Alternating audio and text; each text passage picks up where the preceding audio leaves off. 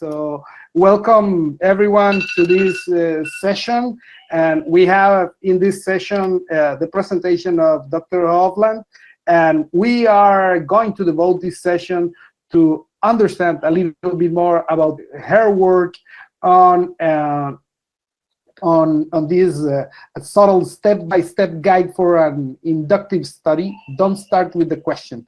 Very suggestive title, and I know we will have an extraordinary session. Dr. Hovland, as you know, we have 30 minutes.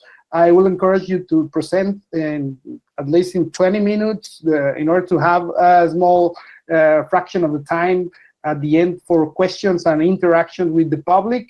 So please be my guest. Welcome. Okay, thank you. Thank you. So let me try and share my screen. And I will talk through the slides here. So my name is Ingi Hovland. Thank you for introducing me. I teach at the University of Georgia. And I'm going to talk today about the issue of how we guide faculty through the process of doing a SoTL study. So one issue that is more relevant in SoTL than in other fields is how to support discipline-based faculty, so faculty from different disciplines who wish to take on a SoTL project maybe for the first time. How can they be guided through the process step by step? This is a pressing issue for many faculty developers who wish to support and sustain engagement with SoTL over the long term, and perhaps especially sometimes in relation to faculty from the humanities. And I am myself in the humanities, and so I will speak from that perspective. My presentation will have two main parts. First, I want to consider one example of a SoTL guide that encourages faculty to start with the question. Then in the second part, I will reflect on my own recent inductive SoTL study in which I didn't start with the question, but rather ended with the question. After each of these two parts, I'll pause briefly to sort of give you a chance to breathe, and also I'll put a question up on the screen for you to think about and that maybe will connect to your own situations. Many faculty developers have started regular workshops to introduce SoTL to interested faculty or one-year programs. And many SoTL guides have been published for these kinds of programs.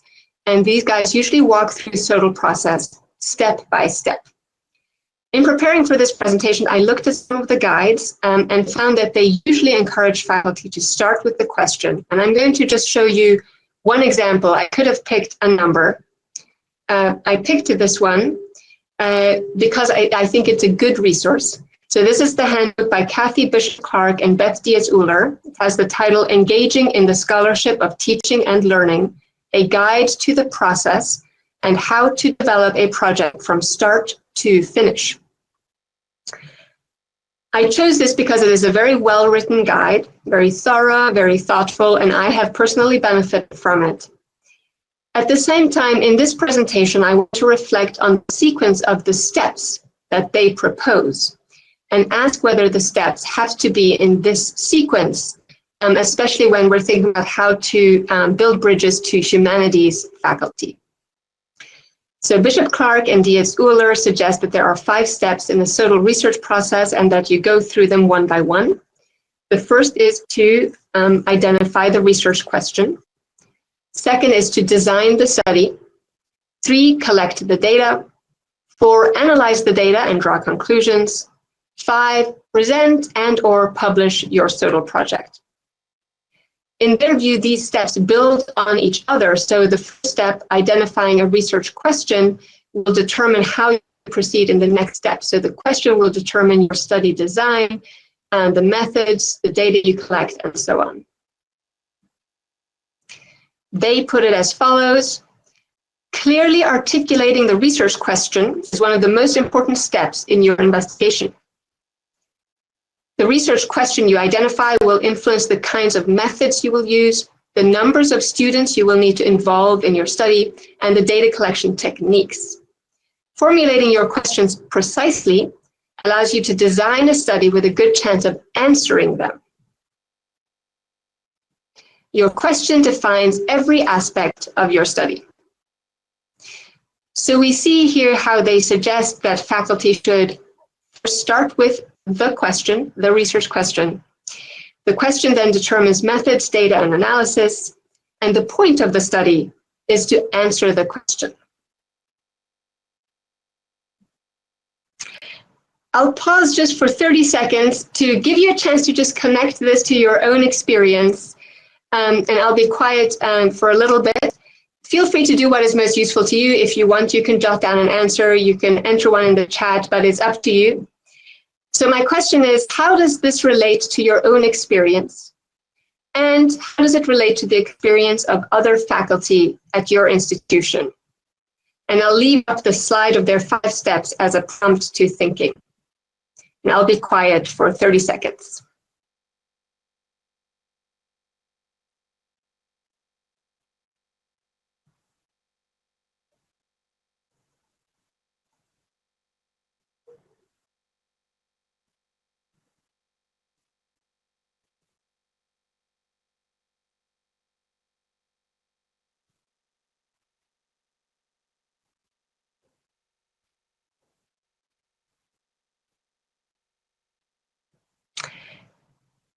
So in the second part of the presentation, I want to reflect on the steps that I took as I conducted an inductive SoTL study in one of my classes.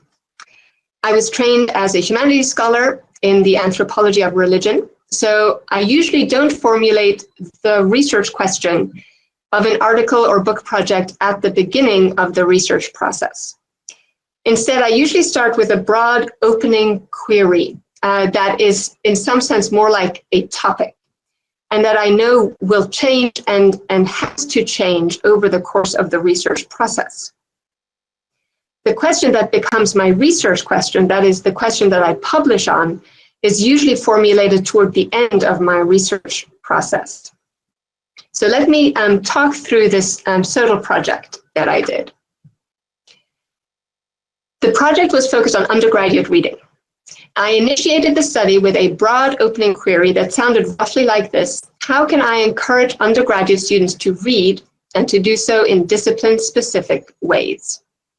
So you can see that this question is broad, it's loosely defined. It's not a research question, but rather more of a topic. Other inductive researchers may be trained also to start with a topic in this way, or perhaps to start with a body of texts, a set of novels, a historical event, a human community, or even a concept. So to begin my study, I read broadly around this topic, undergraduate reading. I applied for IRB, and so a review board, ethics review board exemption for the study. And since I didn't have a defined research focus yet, I asked to be able to use all the activities and assignments of students in one class. And I did not yet know which ones would prove to be salient. Then I started preparing the class in which I would implement the study. I had to decide how to locate my topic in what we call particulars in the humanities, which is the basis for any inductive study. And at this point, I started thinking of my question as, what is happening when students read before class? I decided to ask students to cycle through a set of different pre-class reading exercises, to write 3 reading reflections on their own reading, and to write brief analyses based on the reading. So we did different activities related to the reading.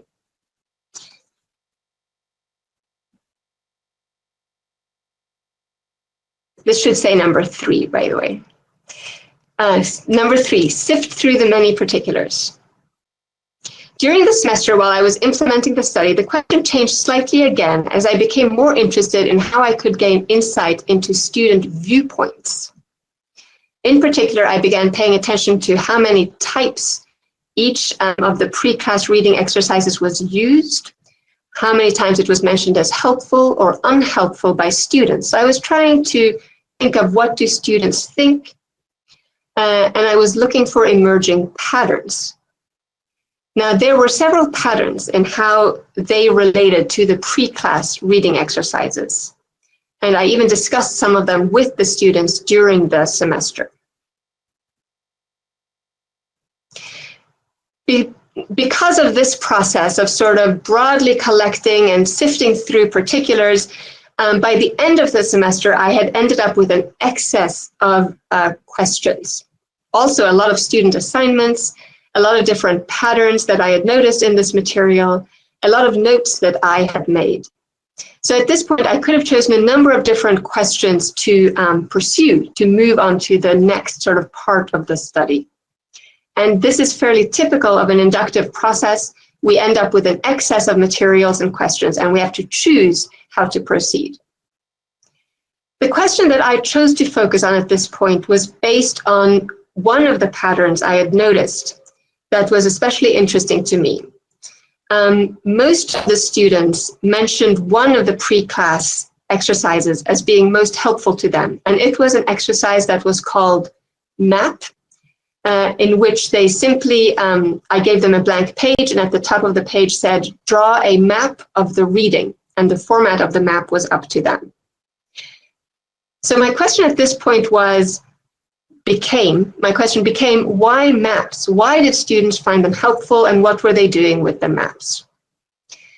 So now I had to return to the students' reading reflections and reread them closely to see what they were saying about maps. And this iteration back and forth is often another typical feature of an inductive process.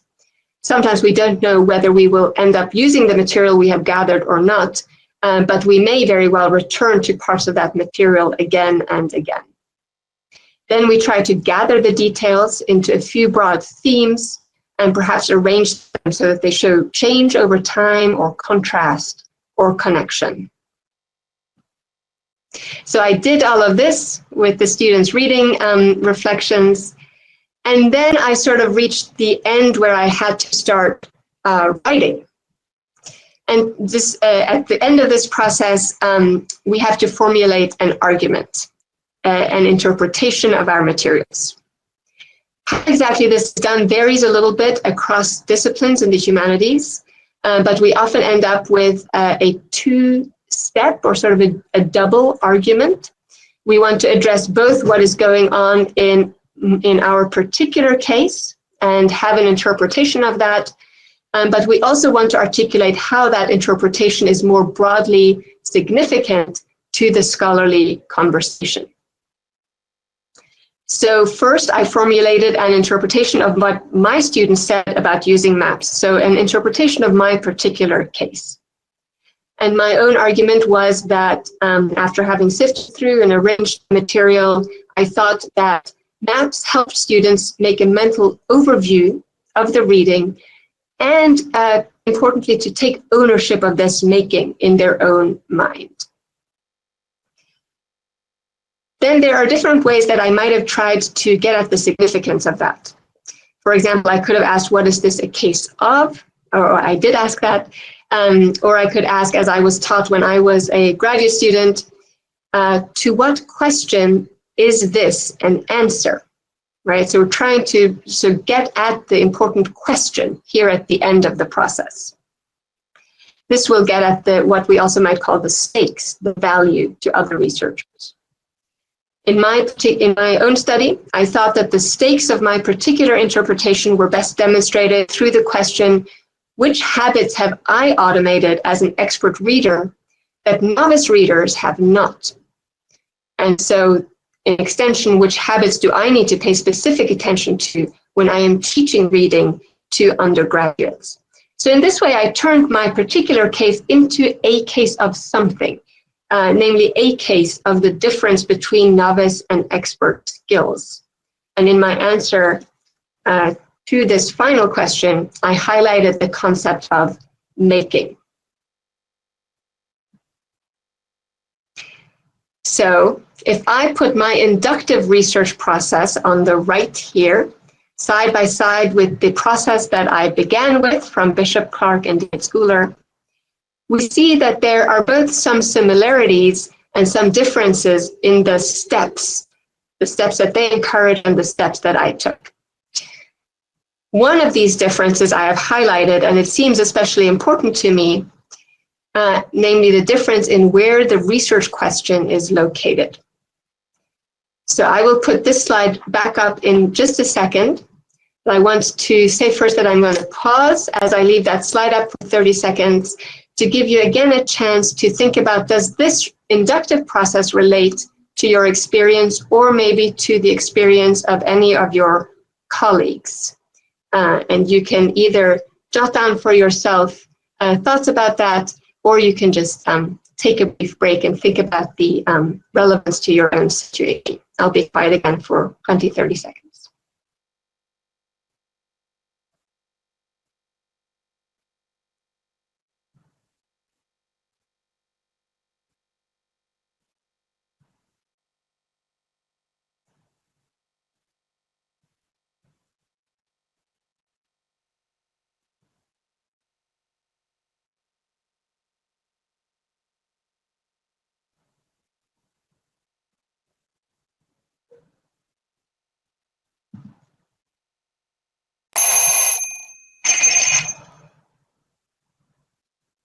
In conclusion, how can we best support discipline-based faculty who wish to take on a SoTL project for the first time, and in particular if they are from the humanities?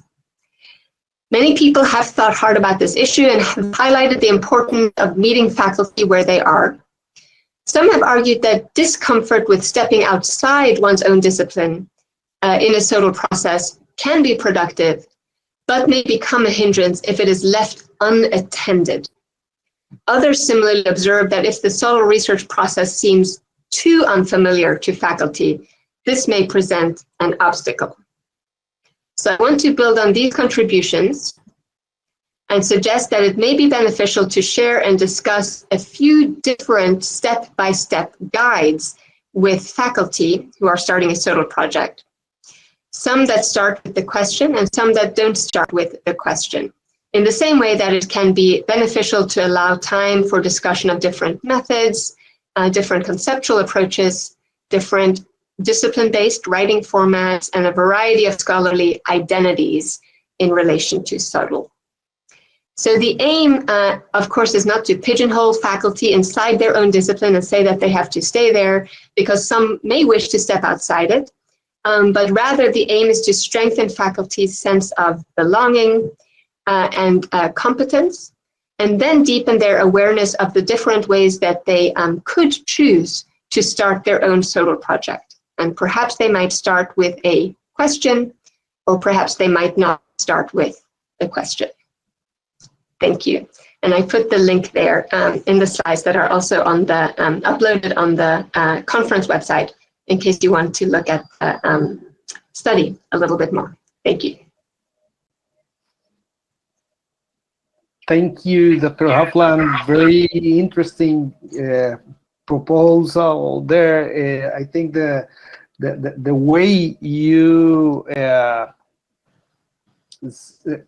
pose this alternative to doing research, it's very tempting, since I think this is maybe a question for you, since I think we have to build kind of our own way to address some issues within the profession, but also there are some challenges to make it interdisciplinary or multidisciplinary.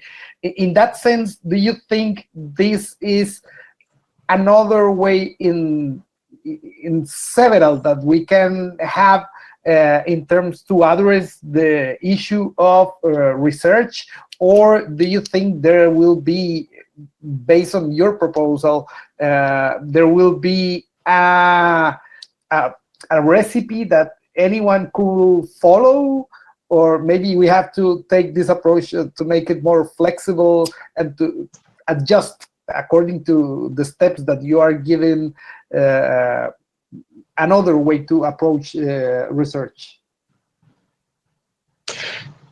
Yes, Daniel, you dropped out for just a second, but I think you were asking, is it possible to sort of give a neat recipe to follow? Was that the gist of your question, or whether we have to be more flexible? Yes, I think my question was related to the fact that can we account on one recipe, or we have to be flexible to keep an open mind to address the issue of research in terms of the topic that we are working on. Yes. So I think it would, of course, we sort of have to say, yes, we have to be flexible as researchers. We know that that is true. But at the same time, I want to almost play devil's advocate and say that when faculty are starting on a SoTL project for the first time, often they want very fixed steps. They want something to start with and something to go on to. And so I think there is a benefit to having a guidebook to give them, or a toolkit or steps. And so I think even as we acknowledge with them that in their own discipline-based research they might be flexible, and their SoTL project and process will end up being flexible, there is definite benefit to having something to give at the start. And so that's why I have been especially interested in the steps that different people have proposed for early SoTL researchers. And I think we should keep coming up with steps. So my question is more, what are the steps? And can we give different steps that people can choose among? That's great. And I think for everyone, as in my case, that I'm just approaching SoTL for the first time, it's very helpful to have this step-by-step guide that we can, for sure, maybe in the future, when you already feel that you kind of handle very well these basic steps, move forward and try to change a little bit according to the situation that you are facing. Isn't? I want to encourage the people who is sharing the session with us to participate also. I don't know if maybe Nancy, do you want to intervene? Please be my guest. Yeah, can you hear me okay? Yes. And if it glitches, I'll turn off my camera, but I hate that we're having to turn off cameras. But okay, yes. So Ingi, this is fascinating. And I have to say, I loved hearing you talk through your process. I think I'm so glad that it was recorded so that we can share in the future with colleagues. So I need help. As you were talking through it, your process felt familiar to me in a good way. I'm trying to figure out how to explain it to others as different. So I'm looking at your slide 10, which is where you say, number 1, become interested in a topic. And you say a broad opening query, and then you have a question. Help me understand, and I'm not disagreeing, truly, help me understand how that is not starting with a question, but is instead becoming interested in a topic. Does that make sense? Yes. Okay. Yes. And before I answer, I want to also say, like, I see that people have like great comments in the chat, and I wasn't able to see the chat while I was presenting. Yes. So I'm sort of like trying with half an eye to go through the comments, but please like actually ask your questions from the chat as well, because I haven't made it all the way through the chat. So to my mind, the query, the topic that I started with, was the point of the study was not to answer that query. And so I think that's where the difference comes in for me, that if I had joined a SoTL program, let's say, and we were using, engaging in the SoTL process, this book or another toolkit, I would have been asked to come up at the beginning of the process with a question that would then be answered by my project. Whereas the question that I came up with, something like, how can I encourage undergraduate students to read? Like that, my study did not answer that question. right? So it's a different way of trying to think of how you start. Being a little bit, this is also anecdotal, but I was talking to a colleague who has just started a SoTL project here, and she is in the humanities, and she had been asked to come up with a question at the start, and she was struggling to what is the question? How can I ask? She was struggling with this step. It was after I had sort of written this presentation, but it also, very anecdotally, confirmed to me that when we tell people to come up with a question at the start, it seems like that is the question that the study should then answer. Whereas in an inductive process, that doesn't happen. It is helpful. Thank you. Yes, it is, and it's very clarifying. Lindy Wisman, please. Yes, Go ahead. I turned on. Oh, it's dark here.